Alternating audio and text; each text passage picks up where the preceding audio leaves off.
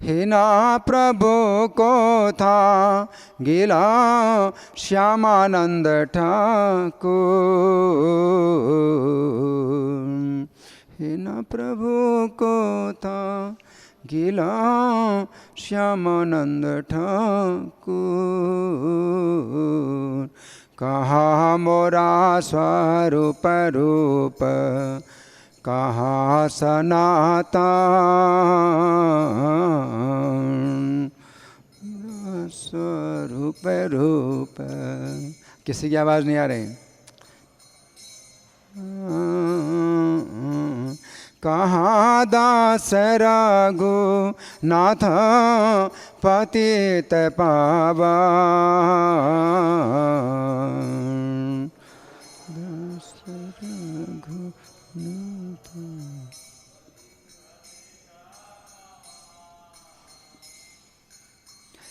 कहाँ मोरा स्वरूप रूप कहाँ सनातन मोरा स्वरूप रूप।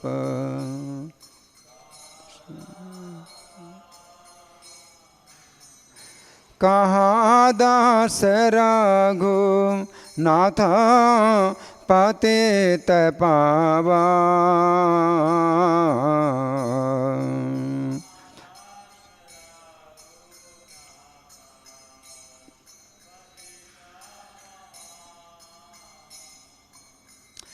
कहाँ मोरा भट्ट जुग कहाँ कबीराज।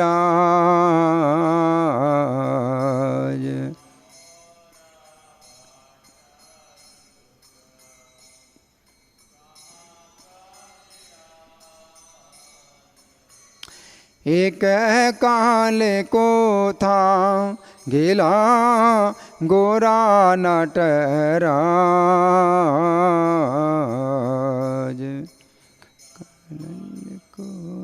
हरि बोल। और आगे आओ, और आगे आओ। इतना दूर आपसे बोल रहा हूँ। और आगे आओ, और आगे आओ। हाँ, मनोहर से बोल रहा हूँ। इतना दूर क्यों बैठे, इतनी दूर क्यों बैठे? एक काल को था गिला गोरा नटराज।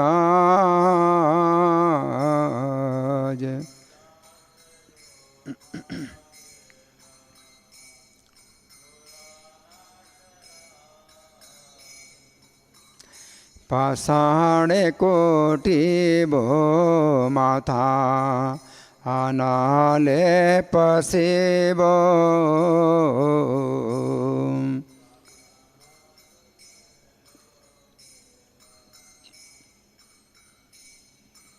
गोरांगा गुड़ेरा निधि कोथा गेले पाबो। शेषा बैसंगीरा संगे जे कैलो बिलास। से संग न पाइया कांदे नरोत्तम दास। जय वैष्णव ठाकुर, वैष्णव ठाकुर, वैष्णव ठाकुर। जय वैष्णव ठाकुर, वैष्णव ठाकुर, वैष्णव ठाकुर, वैष्णव ठाकुर। जय वैष्णव ठाकुर। निताय गौर हरे बोल, हरे बोल, हरि बोल, हरि बोल।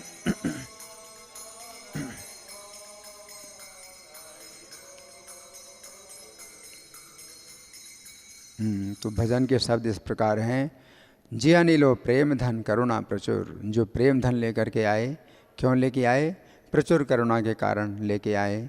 हे ना प्रभु को था गेला श्यामानंद ठाकुर।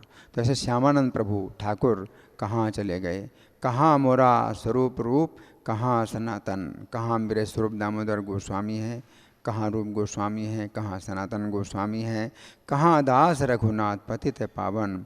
और रघुनाथ दास गोस्वामी जो पतितों को पवित्र करने वाले कहाँ गए? कहाँ मोरा स्वरूप रूप, कहाँ मोरा भट्ट जुग, कहाँ कबीराज, कहाँ मेरे दोनों भट्ट। रघुनाथ भट्ट गोस्वामी, गोपाल भट्ट गोस्वामी चले गए। कहाँ कबीराज, और कबीराज कृष्णदास कबीराज कहाँ चले गए? एक काले कोथा गेला गोरा नटराज, और एक काले यानी अनायास कहाँ चले गए? गोरा नटराज, जो गौर वर्ण के नटराज हैं, यानी चैतन्य महाप्रभु। पाषाणे कुटिबो माथा अनले पसीबो, तो मैं पत्थर में अपने माथे को फोड़ूं अथवा अनले पसीबो, अग्नि में प्रवेश करूं। गौरांगा गुणेरा निधि कोथा गिले पाबो, तो गौरांग महाप्रभु जो गुणों के भंडार हैं, उनको किस प्रकार प्राप्त करूं? से सबे संगीरा संगे जे कैलो विलास, जो ते संगी थे भगवान के, उन्होंने भगवान के संग में विलास किया। से संग ना पाई कांदे नरोत्तम दास, उनका संग ना पा कर के नरोत्तम दास रो रहे हैं।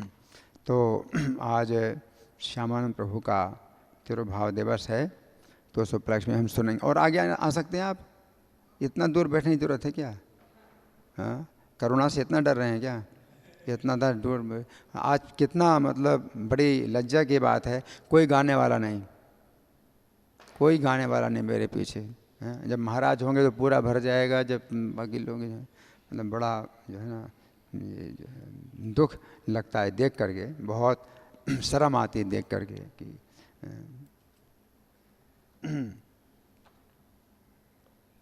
तो श्यामानंद प्रभु का जो चरित्र है ये तो बहुत विस्तृत है, लेकिन एक घटना जो नूपुर वाली घटना है वो बड़ी प्रसिद्ध है, बहुत रोचक है।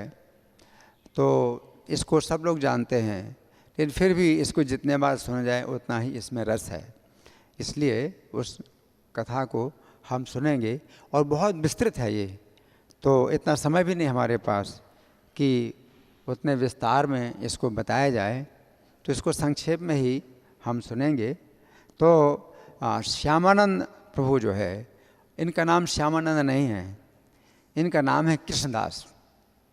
तो कृष्णदास हैं और जीव गोस्वामी के अनुगत्य में ये जो सिद्धांत है 6 गोस्वामियों के ग्रंथ, उनका अध्ययन कर रहे हैं। इनके साथ में 2 और भी हैं भक्त, नरोत्तम दास ठाकुर और श्रीनिवासाचार्य, है ना, 3 भक्त हैं। तो कृष्णदास है, नरोत्तम दास ठाकुर हैं, श्रीनिवासाचार्य हैं। तो 3 लोग जो है जीव गोस्वामी की पाठशाला में 6 गोस्वामियों के अध्ययन कर रहे हैं। तो केवल 3 भक्त हैं यहाँ, तो 1 2 3 4 5 हैं। जीव गोस्वामी के समय में केवल 3 ही भक्त थे जो कि अध्ययन करने वाले थे, है ना। लेकिन कृष्णदास जो है इतने से संतुष्ट नहीं थे कि उन्हें ग्रंथों का अध्ययन करने का अवसर मिल रहा है। बारंबार जीव गोस्वामी से साक्षात सेवा के लिए प्रार्थना करते रहते थे कि कुछ सेवा भी दीजिए, इतना पर्याप्त नहीं है कि क्लास सुने, कुछ सेवा भी दीजिए, साक्षात सेवा। किंतु वे टालते हुए केवल भजन करने का आदेश देते थे कि भजन करो। जीव गोस्वामी टालते रहते थे और क्या कहते थे कि भजन करो, बाकी समय भजन करो, है ना। एक बार कृष्णदास जी ने श्रीला जीव गोस्वामी से कहा, प्रभु आपके चरणों में मेरा यही विनम्र निवेदन है कि बिना सेवा किए वृंदावन में अधिक देर नहीं ठहर सकूँगा। क्या कहा कि भजन और अध्ययन पर्याप्त नहीं है मेरे लिए, वृंदावन में अगर मुझे ठहरना है तो मुझको सेवा भी चाहिए, कुछ सेवा भी चाहिए, है ना। तो कृष्णदास जी की तीव्र आकांक्षा को अनुभव करके अंत में जीव गोस्वामी बहुत प्रसन्न हुए। उन्होंने आदेश दिया कि कृष्णदास तुम निर्मल चित्त से कुंज स्थलियों का मार्जन करते हुए भक्ति ग्रंथों का अध्ययन और कृष्ण कथा का निरंतर श्रवण करते रहो। तो भजन और अध्ययन और श्रवण और सेवा, सेवा क्या है? कुंज स्थलियों का मार्जन करो ना। तो अब कृष्णदास जी तब से भावाविष्ट होकर के राधा कृष्ण की लीलाओं, लीला स्थलियों का दर्शन करने लगे और कुंज सेवा की अभिलाषा से निर्मल चित्त से साधुओं और भक्तों के साथ वहाँ जाने लगे। कभी ध्यान में निमग्न, कभी हरि संकीर्तन में नियुक्त और कभी कभी आनंदावेश में अभीष्ट मंत्र का जप करते और रोज निशा अवसान से सोहनी द्वारा कुंज को निर्मल करते।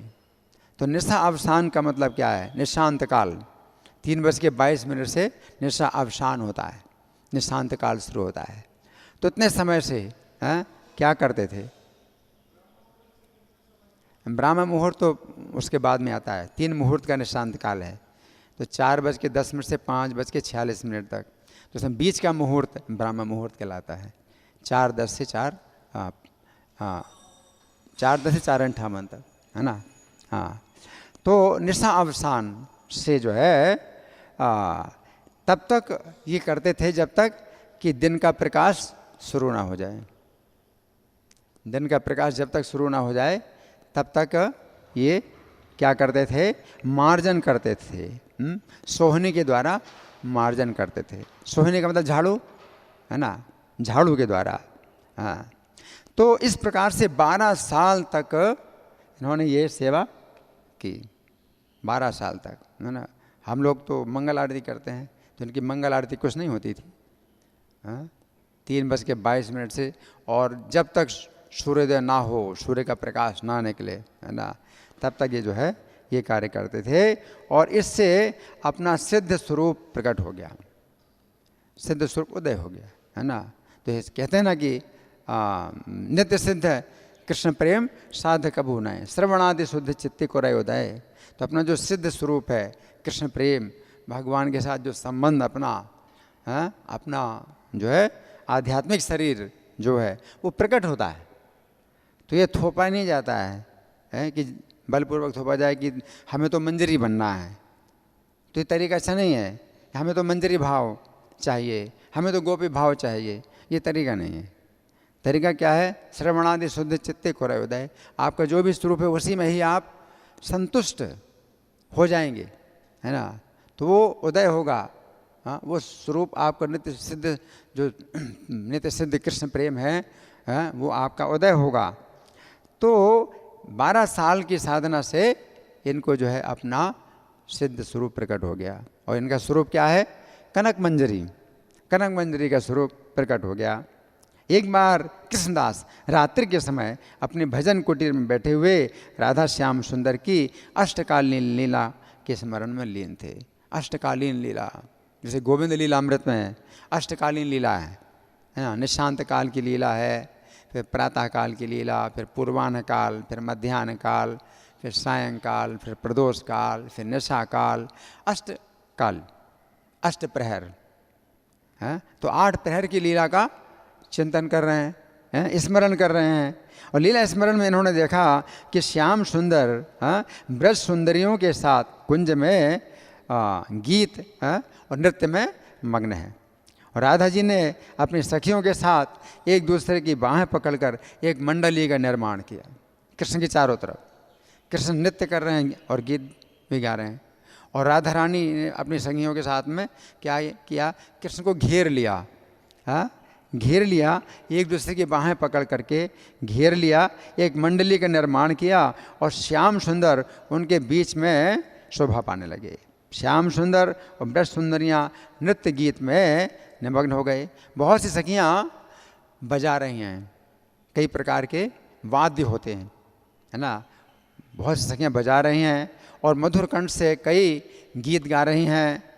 और कभी सखियों के साथ श्याम सुंदर नृत्य करते हैं, कभी उनके साथ राधा जी नृत्य करती हैं और श्याम सुंदर उनका दर्शन करते हैं। इसी अवसर पर श्याम सुंदर जी को अधिक आनंद प्रदान करने के लिए राधा जी ने एक नृत्य आरंभ किया। तो नृत्य कैसा था कि द्रुत गति से, यानी द्रुत नृत्य, मतलब बहुत तेज़ी से नृत्य करना शुरू किया। तो उस समय क्या हुआ? बाएं चरण का नूपुर खिसक कर नीचे गिर गया। अब ये जो है ये ध्यान में देख रहे हैं, और जो ध्यान में देख रहे हैं वो सचमुच वही है, वो हो भी रहा है सचमुच। तो नृत्य के रस में लीन राधा रानी उनकी सखियों में से किसी को पता नहीं चला कि मंजू घोष नाम का एक नूपुर पाँव से खिसक कर कुंज में गिर पड़ा। क्योंकि आवाज़ खूब हो रही है, नृत्य और गीत की आवाज़ हो रही है ना। तो नूपुर जो है खिसक के गिर गया कुंज में, और मंजू घोष नाम का नूपुर था वो बाएं पैर से खिसक के गिर गया। और नृत्य के अंत में जो है भगवान जो है शयन करते हैं, और अब निशा अवसान हुआ।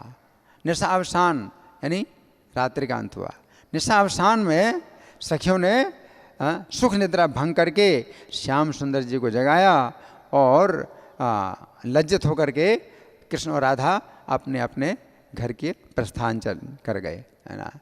तो इस समय क्या हुआ, अब निशा अवसान हुई तो रास स्थली और कुंजों का मार्जन करने के लिए एक हाथ में सोहनी, दूसरे हाथ में खुरपा लिया। इनके एक हाथ में सोहनी है, सोहनी माने झाड़ू, दूसरे हाथ में खुरपा। खुरपा लोहे का होता है जो घास को छीलने के लिए होता है। तो झाड़ू और खुरपा, सोहनी और खुरपा लिए हुए, और मन में श्री राधा कृष्ण के नाम का कीर्तन करते हुए निधुवन के लिए चल दिए, है ना। और वहाँ प्रत्यक्ष हुआ कि बहुत सी जो है मल्लिका लताएं विदलित थीं, मतलब रासलीला हुई थी साक्षात, तो लताएं जो है सब कुचली हुई थी बहुत सी हैं। उस स्थान की सभी लताएं पुष्प सौंदर्य से परिपूर्ण थीं, और राधा श्याम सुंदर जी के चरण के चिन्ह भी खूब दिखाई पड़ रहे हैं। तो जो निशा काल में देखा वो निशा काल में हो ही रहा था वहाँ पर, है ना। तो अब निशा के अंत में चले गए और ये आए तो सब कुछ वैसे ही देख रहे हैं, चरण चिन्ह भी देख रहे हैं। हाँ, चरण चिन्हों के दर्शन करके भावावेश में लौटने लगे। फिर कुछ स्थिर हुए तो सोहनी के द्वारा कुंज की सेवा करना शुरू किया। अचानक एक वृक्ष के मूल में एक सोने का नूपुर देखा, कोई नहीं है, और क्या है, सोने का नूपुर एक वृक्ष के नीचे देखा। इस अलौकिक घटना से नाना प्रकार के रत्नों से खचित उस स्वर्ण नूपुर को देख करके विस्मित रह गए। और देखा ही था, ध्यान में देखा ही था कि राधा रानी के चरणों से खिसक गया है, और वही दिखाई दिया, वही मिला है, और किसी को नहीं मिला, इन्हीं को मिला, है ना। इन्होंने ही ध्यान किया था उस लीला का, और वो बिल्कुल सचमुच था, ध्यान बिल्कुल सच्चा था। नूपुर मिला, उसके प्रकाश से सारी दिशाएं उद्भासित हैं। देखो उस समय तो अंधेरा ही होता है निशा के अंत में, लेकिन सब दिशाएं प्रकाशित हो रही हैं, है ना। अब नूपुर किसका है, सोच सोच कर व्याकुल हो रहे हैं। तो आकाशवाणी, सोच व्याकुल हो रहे हैं तो कोई बताने वाला नहीं है, तो कौन बताएगा, आकाशवाणी बताएगी। आकाशवाणी हुई कि यत्न पूर्वक इसकी रक्षा करो, बस इतना, और क्या करना है, कुछ नहीं, क्या करो, रक्षा करो, इसकी रक्षा करो। अब रक्षा कैसे करो, प्रकाश तो इतना फैला रहा है, कहाँ से छिपाएंगे, कैसे छिपाएंगे, रक्षा करो। तो आकाशवाणी को सुन करके बहुत आनंद हुआ। अब नूपुर को अपने मस्तक से स्पर्श कराया तो प्रेम का जो है पुलक हो गया, पुलकित हो गए प्रेम से।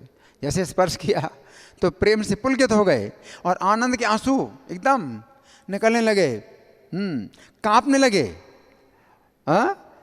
तो पसीना, कंपन, अश्रु, पुलक से जो है भावावेश में नृत्य करने लगे। अब कोई नहीं है, लेकिन ये अपने को रोक नहीं पा रहे हैं, नियंत्रित नहीं कर पा रहे हैं। और किंग कर्तव्य विमूढ़ है, क्या मतलब, किम माने क्या, कर्तव्य करना चाहिए, विमूढ़ भ्रमित, क्या करना चाहिए इस विषय में बिल्कुल भ्रमित। अब क्या करूं, बस नृत्य कर रहे हैं, क्या करूं। आकाशवाणी ने क्या कहा था, रक्षा करो, और तो कुछ कहा नहीं कि क्या करो। मुख से केवल राधा कृष्ण का नाम निकलने लगा। बहुत प्रयत्न करने पर बहुत समय के बाद अपनी भावना को नियंत्रित कर पाए। बहुत देर तक तो अपने भाव को नियंत्रित नहीं कर पा रहे। रोमांच कंपाश्रु पुल, रोमांच कंपाश्रु तरंग भाजो, है ना। तो इस तरह से जो है बहुत देर के बाद अपने भाव को जो है नियंत्रित किया, धैर्य धारण किया। अब नूपुर को छिपाएं तो कहाँ से छिपाएं, किस में छिपाएं? तो प्रकाश फैला रहा है, तो अपने उत्तरीय से छिपाया। उत्तरीय है ना, तो जो उत्तरीय होता है जो कंधे में डाला जाता है वस्त्र, उत्तरीय से छिपाया तो छिप गया। उत्तरीय से छिपाया तो सफल हो गए इसको रक्षा करने में। ये भी जो है मतलब आविष्कार है, एक रिसर्च, कैसे छिपाएं, है ना। लेकिन उत्तरी में जब जो है ढक दिया उसको तो जो है छिप गया। इसके बाद इन्होंने नृत्य स्थली, फिर रास स्थली और कुंजों का मार्जन आरंभ किया। ऐसे समय में सखियों के साथ राधा रानी लोक दृष्टि से बसती हुई, लोगों की दृष्टि से बसती हुई नूपुर को खोजते हुए आ पहुंची। अब राधा रानी स्वयं आई अपनी सखियों के साथ, और कोई ना देखे उनको, छिप करके आई और अपनी प्रिय सखी विशाखा के साथ लताओं के पीछे खड़े होकर ललिता सखी को नूपुर खोजने के लिए प्रेरित किया कि तुम जाओ, हम दोनों यहाँ पर हैं। राधा रानी और विशाखा लताओं के पीछे छिपी हैं, ललिता को भेजा कि खोजो, नूपुर को खोजो। ललिता जी आई तो एक वृद्धा दरिद्रा ब्राह्मणी के रूप में आई, बूढ़ी और दरिद्र ब्राह्मणी के रूप में आई, कृष्णदास के पास आई। हे महात्मा, कल सायंकाल मेरी नववधू इस स्थान पर फूल चुनने के लिए आई थी। अकस्मात एक शेर को अपने समीप देखकर डर गई, इस स्थान को छोड़कर चली गई। उस समय तो शेर भी थे ना, उस समय शेर भी होते थे वृंदावन में, है ना। जंगल ही था एक प्रकार से, है ना। ना सड़कें थी, ना मकान थे और ना मंदिर थे, है ना। तो एक शेर को देख करके छोड़ के चली गई। इस हड़बड़ाहट में उसके बाएं चरण का नूपुर खुलकर नीचे गिर पड़ा, परंतु उसे इसका उस समय पता नहीं चला। अगर तुमको वो नूपुर यहाँ पड़ा मिला हो तो मुझे बताओ। तो एक ब्राह्मणी के रूप में आई, मेरी नववधू थी, तो वो जो है उसके पैर से नूपुर खिसक गया है। ललिता सखी के वचन को सुन करके अपने भाव को छिपाते हुए ललिता जी से प्रश्न किया, हे देवी आप कौन हैं? कृष्णदास बोले, हे देवी आप कौन हैं? आपका निवास स्थान कहाँ है? आप अपना परिचय देकर मेरा कौतूहल शांत कीजिए, मेरा बड़ा कौतूहल है, आप अपना परिचय दीजिए। तो ललिता ने उत्तर दिया कि हे साधु, मैं कान्यकुब्ज की ब्राह्मणी हूँ। कहाँ की ब्राह्मणी? कान्यकुब्ज, अजामिल भी था ना कान्यकुब्ज, कन्नौज। तो मैं कान्यकुब्ज की ब्राह्मणी हूँ। देखो पूरी कथा कहानी बना रही हैं। मैं कान्यकुब्ज की ब्राह्मणी हूँ, मथुरा मंडल के यावट ग्राम में मेरा घर है। यावट ग्राम में मेरा घर है और मेरा नाम है राधा दासी। मेरा नाम है राधा दासी। तो ललिता जी ने कहा, कृष्णदास तुम निर्मल चित्त से कुंजों का मार्जन करते हो, इसलिए अपने नववधू के नूपुर के विषय में पूछताछ के लिए मैं तुम्हारे पास आई हूँ। कहीं उज्ज्वल विशिष्ट नूपुर तुमको तो नहीं मिला? सच सच मुझे बताकर मेरे संशय का निवारण करो। साधु पुरुष दूसरे के दुख को सह नहीं करते हैं। अब तुम सच सच बताओ, मैं तो सच सच नहीं बता रही हूँ। ललिता जी स्वयं तो सच नहीं बता रही ना, कहानी बना रही हैं। और साधु तुम सच सच बताओ, मेरे दुख का निवारण करो, तुम साधु हो, तुम सच सच बताओ। कृष्णदास ने बड़ी विनम्रता के साथ उत्तर दिया कि हे देवी आपका अनुभव तो सही है, मुझे अपराकृत चिन्मय दिव्य स्वर्ण नूपुर मिला है और इसके स्पर्श मात्र से मैं जिस प्रकार राधा प्रेम से उद्वेलित हो गया हूँ, जिस प्रकार मेरा हृदय आनंद का अनुभव कर रहा है, उससे मुझे पूर्ण विश्वास है नूपुर किसी साधारण स्त्री का नहीं है। इस पृथ्वी की किसी स्त्री का ये नूपुर नहीं है। निश्चित रूप से इस अपराकृत नूपुर के साथ कोई रहस्य जुड़ा हुआ है और अयोग्य पात्रों के साथ कभी उत्कृष्ट वस्तुओं का संयोग नहीं होता। हमें इस कथन को पूर्ण रूपेण स्वीकार करना चाहिए। तो ये ऐसा अलौकिक नूपुर यदि आपकी वधू का अगर है तो कैसे हो सकता है? मेरा मन ये दिव्य नूपुर आपको प्रदान करने के लिए उत्साहित नहीं हो रहा है। जैसा दिव्य नूपुर है वैसी ना आप है ना आपकी नववधु हो सकती है। इसके अतिरिक्त आपके जीर्ण शीर्ण वस्त्र हैं। कैसे वस्त्र हैं?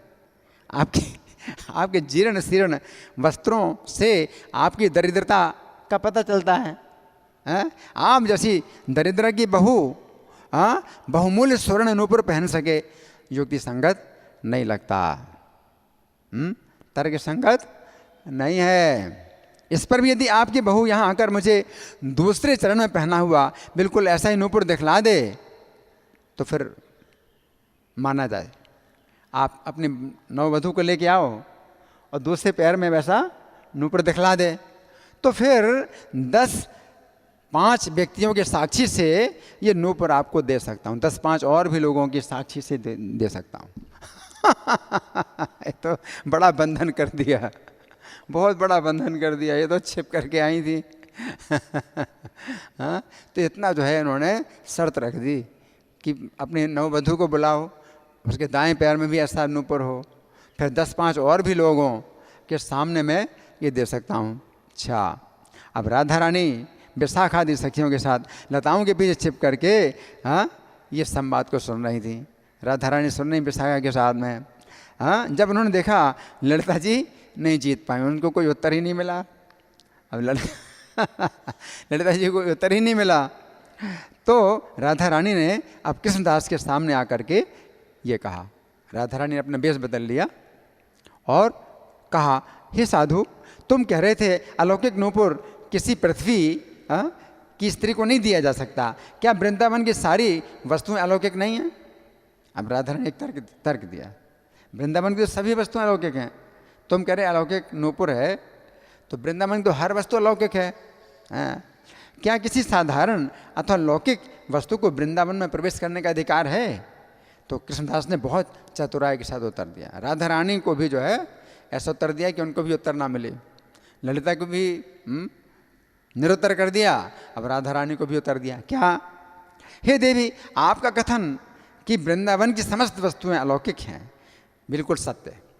सारी वस्तुएं अलौकिक हैं, लेकिन वैसी दिखाई तो नहीं पड़ रही, हर वस्तु वैसी दिखाई तो नहीं पड़ रही।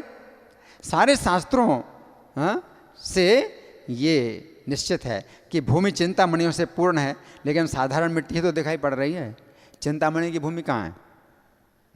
अब राधा रानी को ऐसा जवाब दिया, उनको भी जवाब नहीं मिला। तो अब ललिता जी ने दोनों के वार्तालाप को सुन करके अब हंसी। अब ललिता जी हंसी, जब उत्तर नहीं मिला तो क्या हंसने लगी और बोली कि हे महात्मा, तुम्हारा कथन सत्य है, तुमको मिला ये नूपुर अपराकृत है और इसकी स्वामिनी भी अपराकृत हैं। ललिता जी के वचन सुनकर कृष्णदास जी वृद्धा ब्राह्मणी से बोले कि हे देवियों, आप लोगों की बातों को समझने की शक्ति मेरे पास नहीं है। आपके कार्य का मुझे कैसे पता चल सकता है? अपार करुणा के समुद्र आप लोगों के अभिप्राय को जानने के लिए मैं उत्सुक हूँ, मेरे संशय का निवारण कीजिए। तो ललिता जी कृष्णदास की बात को सुनकर बोली, हे साधु, मेरी दाहिनी ओर जो हंस रही हैं, जो खड़ी हैं मेरे दाहिनी ओर और हंस रही हैं, ये जो है इस नूपुर की स्वामिनी है। इस नूपुर की स्वामिनी है। ये बृषभानु राजा की सुपुत्री हैं, गोकुल राज के पुत्र की प्रेयसी हैं, यावट गांव की रहने वाली हैं और इन देवी का नाम है श्रीमती राधिका। हरि बोल। ये अलौकिक परिचय पाकर कृष्णदास चमत्कृत हो गए, सोच नहीं सकते ऐसी कृपा हो सकती है क्या? साक्षात राधा रानी पुलकित हो गए और अब मुंह से आवाज बंद, अब इनकी आवाज भी बंद हो गई। कातर सुर में विनम्रता पूर्वक प्रार्थना करने लगे, हे कृपामयी, राधा रानी के चरण कमल से नूपुर कैसे गिर पड़ा, रहस्यमय घटना का कृपा करके आप वर्णन करिए। जब तक मैं रहस्यपूर्ण घटनाक्रम को ना सुन लूँ तब तक मेरा अशांत चित्त शांत नहीं हो सकता है। बड़ी अशांति हो रही है, आप सुनाइए। उत्तर में ललिता देवी ने कहा कि यद्यपि विषय बहुत रहस्यपूर्ण है, किंतु तुम भाव में सिद्धि प्राप्त कर चुके हो, इसलिए आस्वादन के पात्र हो, है ना। तो इस प्रकार से ललिता जी ने फिर वर्णन किया। मैं तो छोड़ रहा हूँ, कथा बहुत लंबी है। तो ललिता सखी ने आगे कहा कि हे महात्मा, हम सब विचार विमर्श करने के बाद अत्यंत गुप्त रूप से आपके पास आई हैं। हम बहुत गुप्त रूप से आई हैं। तुम शीघ्र हम लोगों को नूपुर दे दो। इसके बदले में तुम इच्छित वस्तु के लिए प्रार्थना कर लो, जो चाहो वो प्रार्थना कर लो, लेकिन हमें गुप्त रूप से यावट वापस जाना है। राधा रानी की ससुराल यावट है, और जटिला जो है बड़ी कटुभाषिणी है, सास, है ना। तो जटिला को पता ना चले तब तक पहुंच जाएं, तो हमारी बड़ी चिंता है। बाकी तुम्हें जो चाहिए वो वरदान ले लो, हमें जो है नूपुर शीघ्र दे दो। तो ललिता सखी के मुख से वचन सुनकर पुलकित हो गए और उनके चरणों में लिपट गए। उत्तरी वस्त्र में रखे हुए राधा रानी के उस बाएं चरण के मंजूघोष नामक नूपुर को निकालकर उन्होंने अपने मस्तक पर धारण किया। तब ललिता सखी को समर्पित करते हुए हाथ जोड़ करके प्रार्थना की कि मैं आपके दिव्य स्वरूप के दर्शन करना चाहता हूँ। अभी तो आप किस रूप में हैं? कान्यकुब्ज की वृद्धा ब्राह्मणी, दरिद्रा ब्राह्मणी के रूप में है। अपना दिव्य स्वरूप का दर्शन कीजिए। तो प्रार्थना से ललिता जी ने जो है दिव्य दृष्टि प्रदान की और कृष्णदास जी ने दिव्य स्वरूप के दर्शन किए। मूर्छित होकर भूमि पर गिर पड़े। ललिता की जो है दर्शन करके मूर्छित होकर भूमि पर गिर पड़े। ललिता जी ने उनके धूल से भरे शरीर पर जो है अपना हाथ संचालित करके चेतना लौटाई, धैर्य प्रदान किया। अब कृष्णदास जी ने ललिता जी के चरणों में निवेदन किया क्या कि राधा रानी के चरणों के दर्शन करने की बहुत अच्छा है। राधा रानी तो खड़ी हैं, इनके चरणों के दर्शन की बहुत इच्छा है। किसी प्रकार तुरंत चरणों के दर्शन करा दीजिए। अब राधा रानी ने प्रार्थना को सुन करके ललिता जी से कहा, चरणों के दर्शन इस रूप में तो नहीं हो सकते, पुरुष रूप में है। तो ललिता से कहा कि तुम कृष्णदास को मेरा मंत्र प्रदान करो पहले। अब मेरे चरण दर्शन करना चाहते हैं तो पहले कृष्णदास को मेरा मंत्र प्रदान करो। फिर वृंदा से कहा कि तुम कृष्णदास को मेरे सरोवर में स्नान करवा के लाओ। मेरा सरोवर कौन सा है? राधा कुंड। तो राधा कुंड सरोवर में स्नान कराओ। मेरा मंत्र दो। ललिता से कहा मेरा मंत्र दो इनको, और वृंदा से कहा राधा कुंड में जाके स्नान कराओ। इससे कृष्णदास सिद्ध मंजरी देह को प्राप्त होगा, तब मेरे दर्शन कर पाएगा। तो राधा रानी थोड़ी किसी पुरुष को दर्शन देंगी अपने, उनके तो केवल एक ही पुरुष हैं, कृष्ण ही है, और तो कोई नहीं है ना। तो ये अपना मंजरी शरीर प्राप्त करें तब मैं दर्शन दे सकती हूँ। तो इस प्रकार से दोनों तुम दोनों ये कार्य करो। कौन दोनों? ललिता और वृंदा दोनों ये कार्य करो, क्योंकि कृष्णदास मुझे बहुत प्रिय है। तो राधा रानी के निर्देश के अनुसार ललिता सखी ने कृष्णदास को सिद्ध मंत्र दिया, राधा मंत्र प्रदान किया। मंत्र को जपते हुए राधा कुंड में जैसे स्नान किया तो मंजरी स्वरूप प्राप्त हो गया, कनक मंजरी स्वरूप प्राप्त हो गया, है ना। इसके बाद राधा रानी ने ललिता सखी को आदेश देते हुए कहा तुम इसको मेरे नूपुर का चिन्ह प्रदान करो। राधा रानी ललिता से कहा मेरे नूपुर का चिन्ह प्रदान करो। इस आदेश का पालन करते हुए ललिता सखी ने जैसे नूपुर चिन्ह देने के लिए राधा रानी के नूपुर का कृष्णदास जी के ललाट से स्पर्श कराया, तो ललाट का हरिमंदिर तिलक ये है हमारा, ये हरिमंदिर तिलक कहलाता है या ऊर्ध्व पुंड्र तिलक कहलाता है। तो जो हरिमंदिर तिलक था ये क्या हो गया? नूपुर तिलक में परिवर्तित हो गया। जैसे नूपुर स्पर्श कराया, हरिमंदिर तिलक जो है नूपुर तिलक के रूप में परिवर्तित हो गया। उन्होंने अपने राधा रानी ने अपने वक्षस्थल पर स्थित कुमकुम, कपूर, चंदन और मधु को मिश्रित करके चंद्रकांति पत्थर पर घिसकर नूपुर के चूड़ा के अग्रभाग द्वारा स्नेहपूर्वक उस मंजरी के नूतन तिलक के बीचों बीच एक उज्ज्वल बिंदु की रचना कर दी राधा रानी ने। एक तो नूपुर को चिन्ह, फिर एक बिंदु, उज्ज्वल बिंदु की रचना कर दी। ललिता जी ने आगे कहा, राधा रानी द्वारा अनुग्रहित इस सखी ने श्रीमती श्यामा जी को बहुत आनंद दिया है। राधा रानी का एक नाम क्या है? श्यामा। तो श्यामा को बहुत आनंद दिया है इसने, इसलिए आज से इसका नाम होगा श्यामानंद। तो श्यामानंद नाम होगा, है ना। अब राधा रानी ने कनक मंजरी रूपी कृष्णदास जी को कहा, हे कनक मंजरी, मेरी समस्त सखियों के साथ तुमने मुझे बहुत आनंद प्रदान किया है। अब तुम अपने निर्दिष्ट कार्य के लिए इस पृथ्वी में वापस जाओ। अब क्या करो? तुम वापस जाओ। राधा रानी कहती हैं, क्योंकि तुम्हारा कार्य पहले से निर्दिष्ट है, पहले से निश्चित किया हुआ है कि तुम्हें क्या कार्य करना है, अभी तुम वापस जाओ। किंतु विशेष उद्देश्य की पूर्ति के लिए तुम मर्तलोक वासिनी बनी हो, तुम्हें मर्तलोक में जीवों के उद्धार का कार्य करना है। ये कार्य पूरा कर लेने पर तुम नित्य धाम में मेरी नित्य सेवा में फिर से वापस आ जाओगी। तो राधा रानी ने ये कहा, है ना। फिर जब ये जो श्यामानंद हैं बहुत बहुत दुखी हो गए, तो अपने हृदय कमल से श्याम सुंदर जी को उन्होंने प्रकट किया।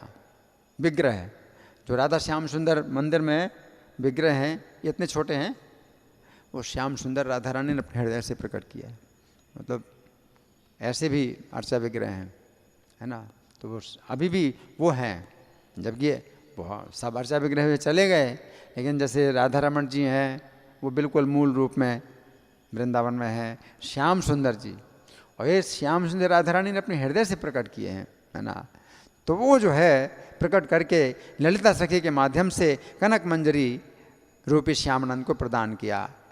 इस श्री विग्रह को प्रदान करते हुए कनक मंजरी रूपी श्यामानंद जी से बोली, हे श्यामानंद, जो कलिहत जीव हैं, कली के द्वारा जो मारे गए हैं, ऐसे जीव अल्पायु हैं, साधन भजनहीन है, इन जीवों के सहज उद्धार के सहज उपाय के रूप में तुमको ये श्री विग्रह दे रही हूँ। ये अर्चा विग्रह जो है सहज उद्धार करेंगे। तो बड़ा इसमें महात्म्य बताया है, तो मैं तो छोड़ रहा हूँ क्योंकि बहुत इसमें समय चला जाएगा। तो श्रीमती राधा रानी के नूपुर की प्राप्ति, अब श्यामानंद बिल्कुल अकेले, उनको जो है क्या क्या मतलब हुआ घटना, क्या क्या घटना हुई। पहली घटना क्या हुई कि राधा रानी के नूपुर की प्राप्ति हुई, फिर उज्ज्वल बिंदु युक्त तिलक की प्राप्ति हुई, नूपुर तिलक की प्राप्ति हुई दूसरा, और तीसरा श्याम सुंदर जी का विग्रह प्राप्त हुआ। तीसरा क्या है? श्याम सुंदर जी का विग्रह प्राप्त हुआ। तो इस विषय में ललिता ने कहा कि जीव गोस्वामी के अलावा किसी को भी ये घटना नहीं बताना, जीव गोस्वामी के अलावा किसी को ये घटना नहीं बतलाना। ललिता सखी ने आगे कहा, अगर तुम कभी विपत्तिग्रस्त हो जाओ, विपत्ति तो आएगी, विपत्ति तो आएगी, तुम नहीं बताओगे तो विपत्ति तो आएगी, तो विपत्ति ग्रस्त हो जाओ तो मेरे द्वारा दिया हुआ राधा मंत्र का जप करने से तुम्हें मेरे साक्षात दर्शन प्राप्त होंगे, मैं तुम्हारी सहायता करूँगी। ललिता जी ने कहा। अब राधा रानी ललिता जी विशाखा जी के साथ कनक मंजरी रूपी श्यामानंद पर बहुत कृपा प्रदर्शित करने के उपरांत निकुंज से अंतर्हित हो गईं। अब चलेंगे, है ना। अब राधा रानी के इच्छानुसार कृष्णदास अब क्या आ गए? मंदिर रूप से हो गए कृष्णदास, कृष्णदास के रूप में आ गए, और मंजू घोष नामक नूपुर के स्पर्श से उनका घास छीलने वाला खुरपा सोने का बन गया था। स्पर्श से, पारस मणि से लोहा का छिला दो तो सोना बन जाएगा, है ना। तो ये जो नूपुर था ये पारस मणि का बना हुआ था, तो लोहे का खुरपा हो गया सोने का। तो अब ललाट पर एक तो उज्ज्वल बिंदु युक्त तिलक है, श्याम मोहन नामक नूपुर तिलक, वक्षस्थल पर श्यामानंद का नाम लिखा है ना, वक्षस्थल पर श्यामानंद नाम लिखा, और अपने बगल में सोने का खुरपा। अब ये सब बिल्कुल अलग ही पहचान हो गई, है ना। और सिर पर श्याम सुंदर का अर्चा विग्रह लेकर कृष्णदास जो है आंखों से आंसू बहाते हुए जीव गोस्वामी की कुटीर में आए, जीव गोस्वामी की कुटीर में आए, है ना। और कृष्णदास के प्रति राधा रानी की ऐसी अलौकिक असीम कृपा की कथा को सुना, क्योंकि कहा था ललिता जी ने केवल एक ही व्यक्ति को सुनाना है सब घटना। किसको? जीव गोस्वामी को। तो जीव गोस्वामी को सबको सुनाया, हैं? जीव गोस्वामी को सुनाया तो इसको सुन करके जीव गोस्वामी उन्मत्त शिशु के समान नृत्य करने लगे। जीव गोस्वामी को इतनी प्रसन्नता हुई, हाँ, एक बच्चे की तरह नृत्य करने लगे, एक उन्मत्त बच्चे की तरह नृत्य करने लगे। जीव गोस्वामी ने ये नहीं सोचा कि ये तो हमारे शिष्य हैं, इनको जो है कृपा मिली, मुझे क्यों नहीं मिली, ये नहीं है भाव। जीव गोस्वामी का ये भाव नहीं है ना। तो वो नृत्य करने लगे, हैं। अच्छा, अब हुआ क्या कि जो ब्रजवासी वैष्णव हैं उन्होंने क्या देखा, अब कानों कानों में शिकायतें शुरू हो गई, कानों कानों में शिकायत शुरू हो गई। ब्रजवासी वैष्णव हैं, संशय से भर गए। श्यामानंद को लेकर के नाना प्रकार की बातें, कोई कहते हैं जीव गोस्वामी वैष्णवों के मुकुटमणि हैं, पंडित हैं, शास्त्रज्ञ हैं। कृष्णदास जी से उनके प्रथम गुरुदेव का परित्याग करवाकर उनको अपना शिष्य बना लिया और नया तिलक दे दिया और नया नाम प्रदान कर दिया। अब जीव गोस्वामी के संबंध में ही उल्टी बातें शुरू हो गई। इन्होंने अपने पहले गुरुदेव का त्याग करवा दिया, स्वयं शिष्य बना लिया, इनको नया तिलक दे दिया, नया नाम दे दिया। ये जो है जीव गोस्वामी का बड़ा अन्याय है। जीव गोस्वामी के संबंध में ये सब चर्चा अब होने लगी, है ना। हाँ, तो अपने प्रिय शिष्य कृष्णदास से संबंधित ऐसा दुस्संवाद सुनकर हृदय चैतन्य प्रभु बहुत मर्माहत हुए, बड़े मर्माहत हुए। अंबिका कालना में रहते थे, हृदय चैतन्य अंबिका कालना में रहते थे और यहाँ वृंदावन में आए थे, तो उनकी आज्ञा से आए थे, हृदय चैतन्य की आज्ञा से आए थे, है ना। तो हृदय चैतन्य मर्माहत हो गए, मर्माहत हो गए और अधीर होकर तुरंत कई शिष्यों को बुलाकर आदेश दिया, तुम लोग शीघ्रतापूर्वक वृंदावन जाओ और कृष्णदास को बांध कर मेरे पास लाओ। क्या क्या करो? कृष्णदास को बांध कर मेरे पास लाओ। हाँ, यदि जीव गोस्वामी कृष्णदास को नहीं छोड़ते तो उसको जीव गोस्वामी की जिम्मेदारी पर रखकर और ये पत्र उनको देकर इसका उत्तर उनसे लेकर के आओ। या तो बांध करके लाओ और जीव गोस्वामी नहीं छोड़ेंगे तो ये पत्र देना और उत्तर जीव गोस्वामी से लेकर के आओ। किसने कहा? हृदयानंद गोस्वामी ने कहा। हाँ, हृदय चैतन्य, अच्छा, धन्यवाद। तो हृदय चैतन्य प्रभु बहुत मार्मिक वेदना को प्राप्त होकर के ऐसा कहने लगे। हृदय चैतन्य ठाकुर के उन शिष्यों ने सीधा वृंदावन में उपस्थित होकर जीव गोस्वामी से साक्षात्कार किया। जीव गोस्वामी से पूछा, वैष्णवों ने कहा कि हृदय चैतन्य प्रभु ने यह पत्र आपकी सेवा में भेजा है और हम लोगों का इसका उत्तर शीघ्र लाने का आदेश दिया है कि जल्दी उत्तर दीजिए और हमें जाना है। उन दिनों तो जो है पैदल चलना कितने परिश्रम और कितने दिन की बात होती थी, अंबिका कालना से वृंदावन आना जाना, है ना। तो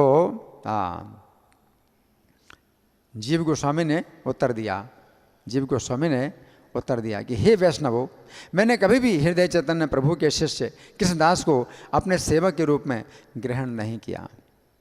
जीव गोस्वामी कितने विनम्र हैं, उनकी विनम्रता देखो क्या है। उन्होंने कहा कि हृदय चैतन्य प्रभु के शिष्य कृष्णदास को अपने सेवक के रूप में ग्रहण नहीं किया। मैं तो हृदय चैतन्य प्रभु के प्रधान सेवक के तुल्य भी नहीं हूँ, फिर उन्होंने इस प्रकार क्यों लिखा है?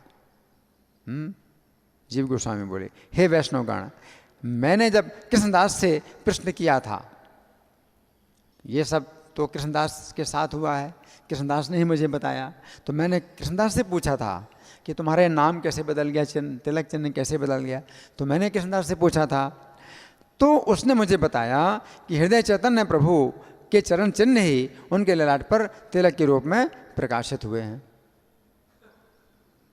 आप कहानी तो बनानी पड़ेगी ना, क्योंकि जीव गोस्वामी अब किसी को बताना नहीं है तो कहानी तो बनानी पड़ेगी। तो जीव गोस्वामी बोले कि उसी ने मुझे ये बताया कि उनके गुरु हृदय चैतन्य के चरण चिन्ह ही उसके ललाट पर तिलक के रूप में प्रकाशित हुए हैं। जब मैंने पूछा तो उसने जो कुछ मुझे बताया वो सुन लो। क्या एक दिन कृष्णदास ने रात्रि में सपना देखा था, सपना देखा, हाँ, तो तुम्हारे सेवा भाव से प्रसन्न होकर श्यामा शाम निश्चित रूप से किसी दिन तुम्हें दर्शन प्रदान करेंगे, आज से तुम्हारा नाम श्यामानंद होगा। तो ये देखा कि जब ये सोहनी से झाड़ू लगा रहे थे तो हृदय चैतन्य प्रभु आए और कृष्णदास से उनको जो है कृष्णदास ने आसन प्रदान किया। हृदय चैतन्य प्रभु ने जो है बैठे और स्वप्न में ही कृष्णदास की कुशल पूछने लगे। कृष्णदास उनको साष्टांग दंडवत प्रणाम करके कहने लगे, आपकी आज्ञा को सिरोधार्य करके आपके चरणारविंद का ध्यान करते हुए ब्रजमंडल में वास करके नित्य कुंज सेवा कर रहा हूँ। तो हृदय चैतन्य प्रभु प्रसन्न होकर कहने लगे, तुम धन्य हो, इस कुंज में नित्य राधा श्याम सुंदर का विहार होता है। तुमको जो कुंज की सेवा प्राप्त हुई है ब्रह्मा आदि देवताओं के लिए भी दुर्लभ है। हाँ, तुम्हारे सेवा भाव से प्रसन्न होकर तुम्हें श्यामा श्याम निश्चित रूप से किसी दिन दर्शन प्रदान करेंगे, आज से तुम्हारा नाम श्यामानंद होगा। तो मुझे जीव गोस्वामी कहते हैं कि कृष्णदास ने ही मुझे बताया कि हृदय चैतन्य ने ऐसा कहा और हृदय चैतन्य ने स्वप्न में नाम दिया। इस प्रकार कहकर हृदय चैतन्य प्रभु ने कृपा करके कृष्णदास के मस्तक को अपने चरण को रख दिया। तो श्यामानंद प्रभु ने ललिता जी के निषेध वाक्यों का स्मरण करते हुए इस गुरु कृपा के विषय में अब क्या कहना था मन ही मन स्थिर कर लिया और गौड़ मंडल से आए वैष्णवों के प्रश्नों के उत्तर में श्यामानंद ने भी वही बता दी जो जीव गोस्वामी ने बताई थी। ऐसा ही सब कुछ ऐसा ही है, जीव गोस्वामी ने बताया ऐसा ही है, जैसा है वैसा ही है। अब अंबिका में पहुँचे वो लोग हैं, हृदय चैतन्य के शिष्य लोग अंबिका में पहुँचे और ये पत्र जो है हृदय चैतन्य प्रभु को दे दिया। पत्र को आदि से अंत तक पढ़ने पर संदेह है तो दूर हुआ नहीं बल्कि संदेह और बढ़ गया। हृदय चैतन्य का संदेह दूर नहीं हुआ बल्कि संदेह और ज़्यादा बढ़ गया, है ना, बढ़ गया। अब हृदय चैतन्य प्रभु 64 महंतों को लेकर के चले गौड़ मंडल से, 12 गोपालों को लेके चले, गौड़ मंडल के विशिष्ट वैष्णवों को साथ में लेके वृंदावन में आ पहुँचे। हृदय चैतन्य प्रभु के आगमन का समाचार पाकर श्यामानंद जी ने तत्काल पहुंचकर गुरुदेव और सभी महंतों वैष्णवों को साष्टांग दंडवत प्रणाम किया। किंतु श्यामानंद को देखते ही हृदय चैतन्य क्रोधित होकर बोले, कृष्णदास तुम किसको प्रणाम कर रहे हो? हृदय चैतन्य बहुत गुस्से में बोले, तुम किसको प्रणाम कर रहे हो? मेरे साथ अपने संबंध, मेरे द्वारा दिए गए तिलक और नाम का तुमने परित्याग कर दिया है, इसलिए मेरे साथ और मेरे संबंध से इन वैष्णवों के साथ तुम्हारा कोई संबंध है अब नहीं रहा, कोई संबंध नहीं रहा। श्यामानंद ने कहा कि आपकी कृपा से मुझे श्यामानंद नाम मिला है। श्यामानंद ने कहा आपकी कृपा से मुझे श्यामानंद नाम मिला है और श्यामानंद तिलक भी ललाट पर मैंने धारण किया है। हृदय चैतन्य प्रभु ने कहा तुम स्वप्न की कथा को सत्य मान कर उसके अनुरूप कार्य कर रहे हो, किंतु मैं इसके विषय में कुछ भी नहीं जानता हूं।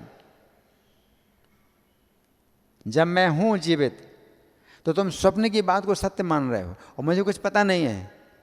तुमने मुझसे तो कुछ भी सूचना नहीं दी, मुझसे तो कोई आज्ञा नहीं दी और स्वप्न की बात को जो है सत्य मान करके तुम वो कार्य कर रहे हो जो मुझे पता नहीं है ना।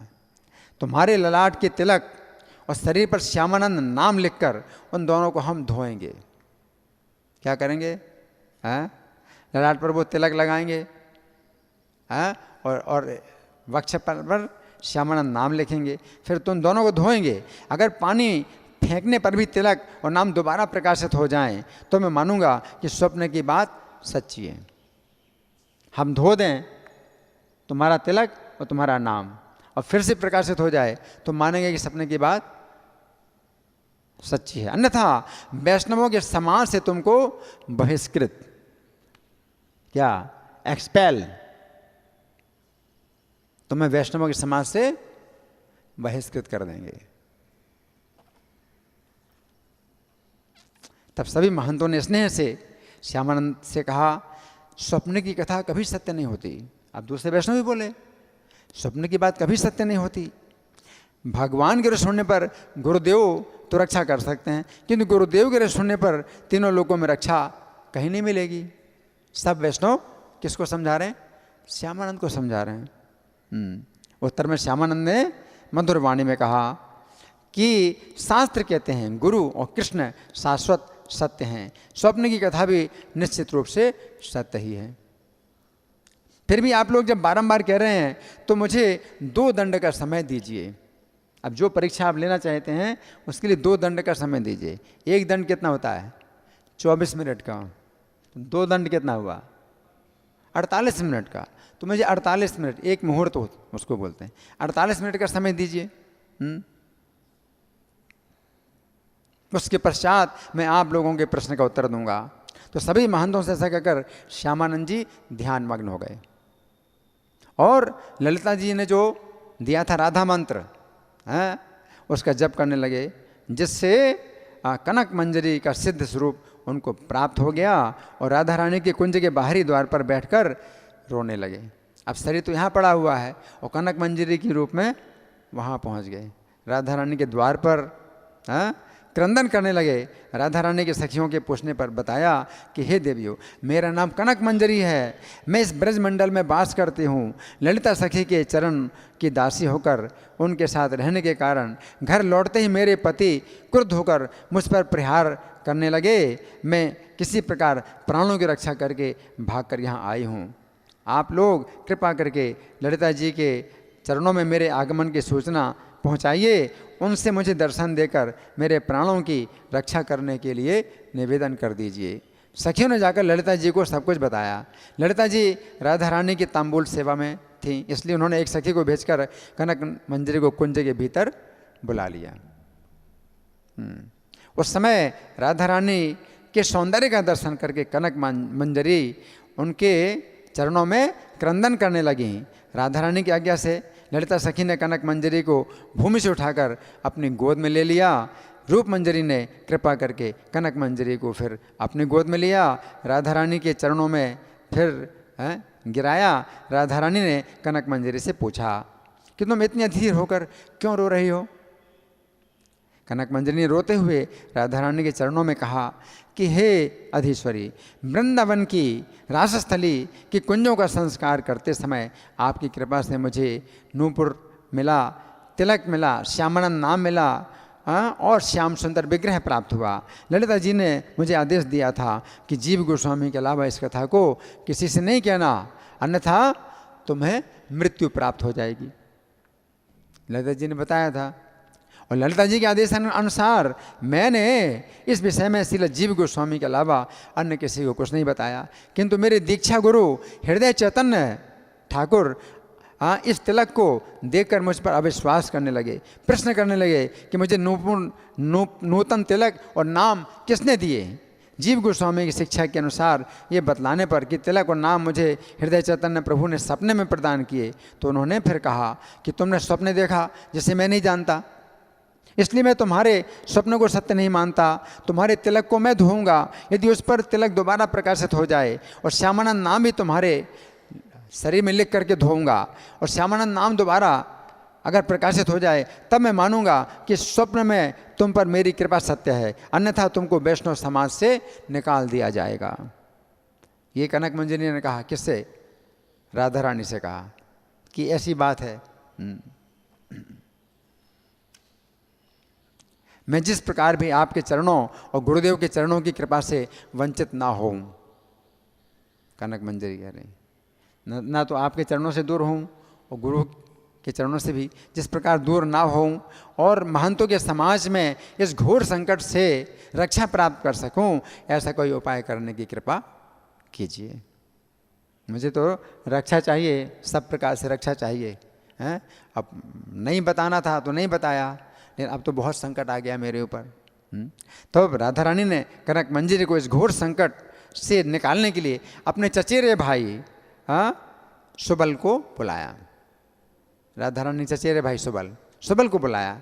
जब सामने उपस्थित हुए, राधा रानी ने उनसे कहा, सुबल, तुम्हारे अनुदास कृष्णदास को मैंने अपनी दासी के रूप में स्वीकार किया है।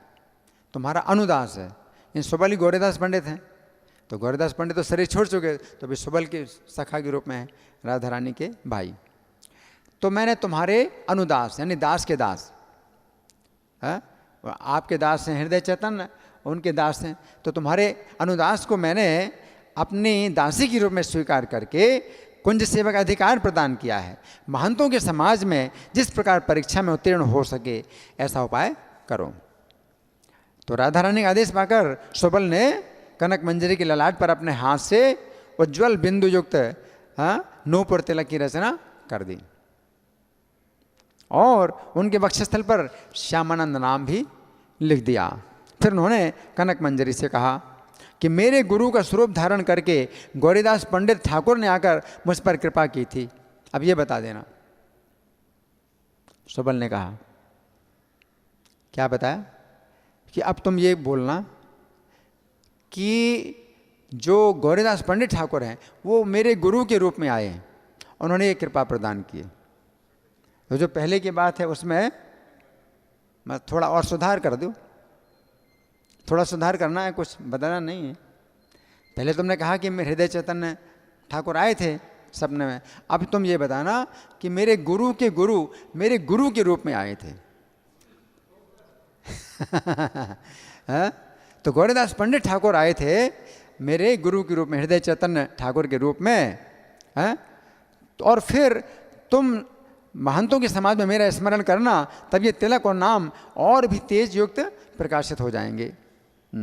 सुबल की इस वाणी को सुनकर कनक मंजरी उनके चरणों में दंडवत प्रणाम किया और सुबल ने कनक मंजरी के मस्तक पर अपने चरण स्थापित करके बहुत प्रकार से कृपा आशीर्वाद देकर अब ये चली। अब श्रीमती राधा रानी के निर्देशानुसार एक सखी कनक मंजरी को कुंज से बाहर जाने का रास्ता दिखाकर कुंज में लौट गई और इधर वृंदावन में वैष्णव समाज की विचार सभा में श्यामानंद जी के निश्चेष्ट शरीर को देखकर ये समझते हुए कि श्यामानंद ने शरीर त्याग दिया। 48 मिनट का समय मांगा था ना, तो शरीर अब निश्चेष्ट पड़ा था। तो वैष्णव समाज में अब ये चिंता हो गई कि शरीर तो छोड़ दिया इन्होंने, शरीर ही छोड़ दिया। सभी महंत वैष्णव बड़े विचलित हो गए और ब्रज में आकर के क्या अनर्थ हो गया। सभी महंतों की उपस्थिति में एक ब्रजवासी वैष्णव के प्राण नष्ट हो गए। हम लोग चुपचाप देखते रहे। हृदय चैतन्य अधिकारी ठाकुर श्यामानंद की विरह में कातर होकर रोने लगे। हृदय चैतन्य भी बड़े रोने लगे, किंतु जीव गोस्वामी श्यामानंद की चेष्टाओं से अवगत थे। जीव गोस्वामी को सब कुछ पता कि क्या हो रहा है ना। जीव गोस्वामी ने जो है बिल्कुल भी चिंता नहीं की और उन्होंने कहा कि बस इनके शरीर को वस्त्र से ढक दो। और वैष्णव हत्या का अपराधी मानकर सभी महंत वैष्णव व्याकुल होकर कृष्ण नाम का संकीर्तन करने लगे। ऐसे समय में श्यामानंद की देह में प्राणों का संचार हो गया और भूमि से उठ बैठे। सचेष्ट देखकर सभी वैष्णव आनंद के आवेश में उच्च स्वर में हरि ध्वनि करने लगे, हरि हरि हरि बोल। हृदय चैतन्य प्रभु भी श्यामानंद को जीवित देखकर प्रेम में बेहबल होकर उनका चुम्बन करने लगे। तब सभी महंतों ने श्यामानंद से कहा, हे कृष्णदास, तुमने केवल 2 दंड का समय मांगा था जो पूरा हो गया है। कितना? 48 मिनट का समय पूरा हो गया है। अब तुम अपने तिलक और नाम के परिवर्तन के विषय में प्रकाश डालो। तो श्यामानंद ने उत्तर दिया, क्या मेरे गुरुदेव का स्वरूप धारण करके गौरीदास पंडित जी ने मुझ पर कृपा की है। उसी बात को थोड़ा और इम्प्रूव कर दिया कि गौरीदास पंडित ने कृपा की है मेरे गुरुदेव का स्वरूप धारण करके। यदि मैं श्री गुरुदेव के चरणों का सेवक हूँ तो इस नाम और तिलक को पुनः प्रकाशित करके दिखलाऊंगा। तब सभी महंतों ने परीक्षा के लिए श्यामानंद जी के ललाट पर वो नूपुर तिलक अंकित किया, वक्षस्थल पर श्यामानंद नाम लिख दिया। हृदय चैतन्य ने जब सब महंतों का आदेश पाया तो जल की झारी लाकर श्यामानंद जी ललाट के तिलक को वक्षस्थल पर लिखित श्यामानंद नाम को भली भांति धोया। जब धोने का कार्य पूरा हो गया तो महंतों के बीच में जाकर बैठ गए। उधर श्यामानंद जी अत्यंत कातर होकर गौरीदास पंडित ठाकुर का स्मरण करने लगे और प्रार्थना करने लगे, हे पंडित ठाकुर, साधुओं की इस विचार सभा में पधार कर आप अपने अनुशिष्य की रक्षा कीजिए।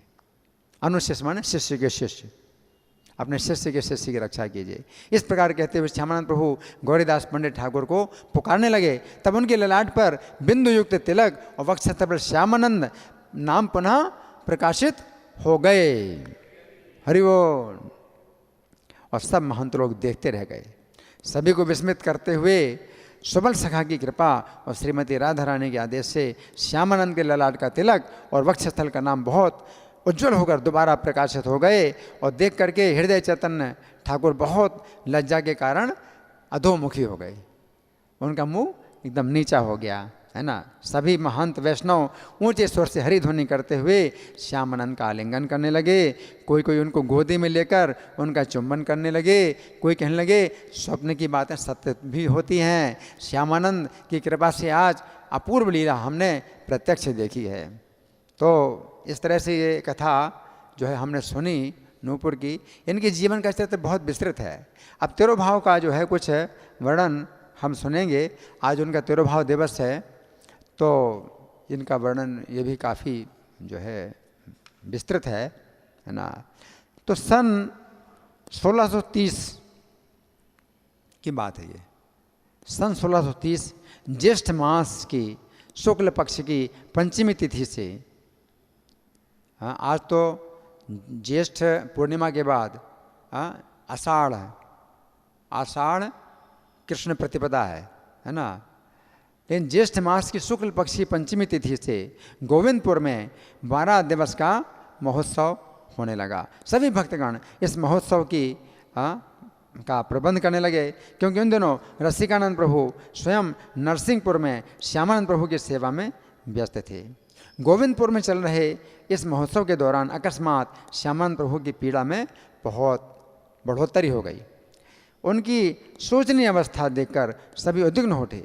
श्यामानंद प्रभु के निर्देशानुसार श्री रसिकानंद प्रभु तथा अन्य भक्तों ने उच्च स्वर से हरि नाम संकीर्तन आरंभ कर दिया। नाम कीर्तन की इस ध्वनि से नरसिंहपुर के धरती आकाश गूंज उठे।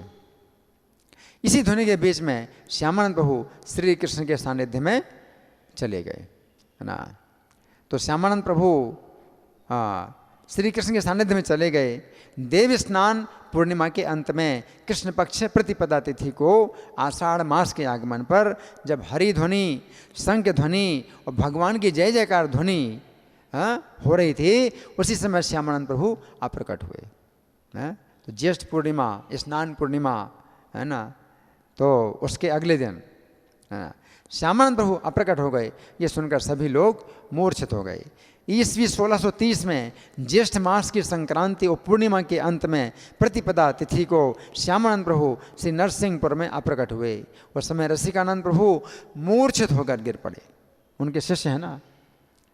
उपस्थित भक्तों के प्रयत्नों के पश्चात उनकी चेतना लौटी। उनकी आंखों से आंसुओं की धारा बहने के लिए, जिससे पूरा शरीर भीग गया। अपने प्रति श्यामानंद प्रभु के अपार स्नेह का स्मरण करके रसिकानंद प्रभु करुण विलाप करते जा रहे थे।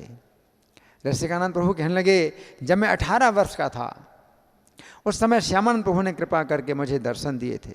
मुझे 20 वर्ष उनकी सेवा करने का सौभाग्य प्राप्त हुआ, लेकिन वे आज मुझे अकेला छोड़कर अपने धाम को चले गए, जिनके स्पर्श से श्री कृष्ण के चरण की प्रेम भक्ति का उदय हुआ, जिनके दर्शन मात्र से सभी के मन पवित्र हो गए, जिनकी कृपा से अविद्या खंडित हुई, भव बंधन का विमोचन हुआ, हूण पुलिंद म्लेच्छ आदि अपने दुष्कर्मों को त्याग कर कृष्ण प्रेम में उन्मत्त हो गए, ऐसे कृपामय प्रभु सबको छोड़कर चले गए। अब ये आँखें उनके दर्शन नहीं कर सकेंगी, उनके बिना ये संसार मेरे लिए शून्य हो गया है। अब कौन वात्सल्य पूर्वक मुझ पर दया बरसाएगा, और किसके साथ में उन्मत्त होकर देश देशांतर में भ्रमण करूँगा, किसके साथ अब मैं तीर्थाटन करूँगा, और कौन मुझे अपने साथ वृंदावन ले जाएगा। मैं उनके चरणारविंद के दर्शनों से वंचित हो गया।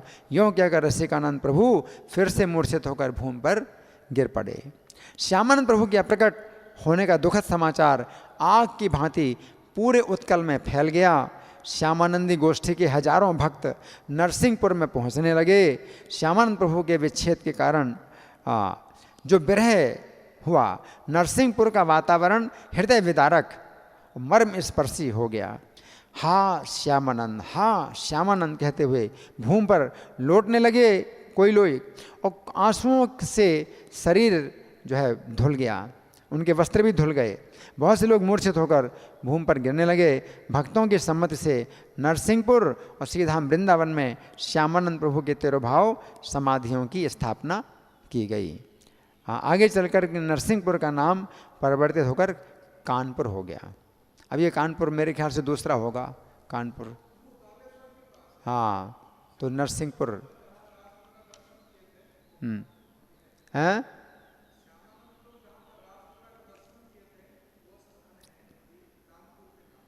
अच्छा, वो बालेश्वर के पास है। हाँ हाँ, तो हमने कुछ सुना श्यामानंद प्रभु के चरित्र में। अब कुछ समय हमारे पास है, समय नहीं है, समय नहीं है। श्रील श्यामानंद प्रभु तिरुभाव तिथि महामहोत्सव की जय। श्रील प्रभुपाद की जय। राधा पार्थ ललिता विशाखा गौरनिताई सीताराम लक्ष्मण हनुमान की जय हो। हरे कृष्णा।